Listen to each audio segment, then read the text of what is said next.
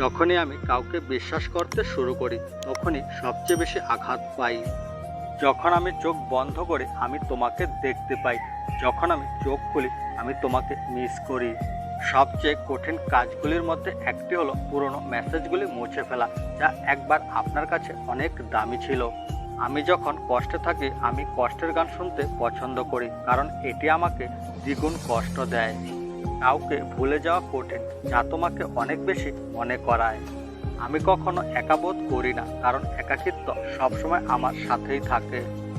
অতিরিক্ত ঘনিষ্ঠতা এখন সম্পর্কগুলো নষ্ট করে, কম আলাপ থাকলে বোধ হয় সম্পর্ক বেঁচে থাকে। অবহেলা বিচ্ছেদের প্রথম সিগন্যাল, আর দুর্ব্যবহার সেটা অন্তিম ফলাফল। আমার নীরবতা অনেক কথা বলেছিল, কিন্তু তুমি বুঝতে পারোনি। কখনো কখনো আপনি যাকে সবচেয়ে বেশি বিশ্বাস করেন সেই আপনাকে সবচেয়ে বেশি আঘাত দেয়। আগুনে পুড়লে যেমন কাঁচা ইট শক্তিশালী হয়, ঠিক তেমনি মানুষকে শক্তিশালী করে দুঃসময়। ঘুম জীবনের সেরা জিনিস, যা এলে সব ভুলিয়ে দেয় আর না এলে সব মনে করিয়ে দেয়। রাতের নিস্তব্ধতা স্বপ্ন দেখায় তাকে, সারাদিনের ব্যস্ততা যাকে অবহেলায় রাখে। জীবনের গল্পটা শুরু হওয়ার আগেই শেষ হয়ে গেছে। দরিদ্র ঘরের ছেলেরা কখনো কারো প্রিয় হতে পারে না, তারা প্রিয় হয় শুধু প্রয়োজনে। ইচ্ছে করলে অনেক কিছু মনে রাখা যায়, কিন্তু চাইলেও ভোলা যায় না।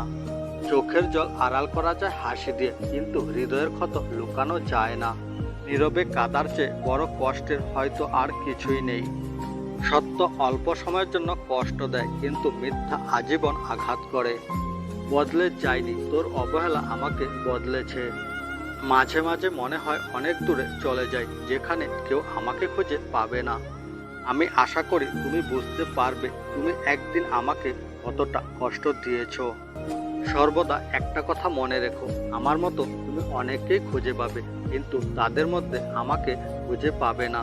কোনো কিছুতে আঘাত পেলে এখন আর কষ্ট পাই না, আঘাত পাওয়া আমার অভ্যাস হয়ে গেছে।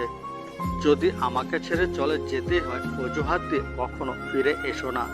জীবনের সবচেয়ে কঠিন কাজ হলো নিজের মানুষটাকে অন্যকে ভালোবাসতে দেখা। বন্ধুরা, আজকের ভিডিওটি এই পর্যন্তই। যদি ভালো লাগে লাইক, শেয়ার, কমেন্ট করতে একদমই ভুলবে না।